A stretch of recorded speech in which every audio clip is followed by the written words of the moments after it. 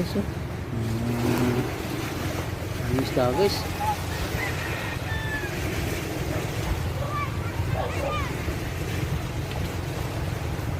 Nag-aani sila guys. Nag-aani ng kanilang huli. Malubaybay ang kanilang huli.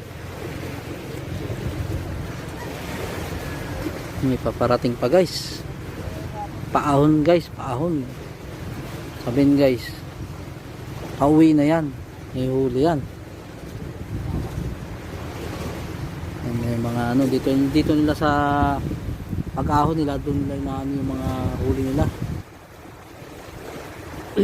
Nila inihimay sa lambat guys.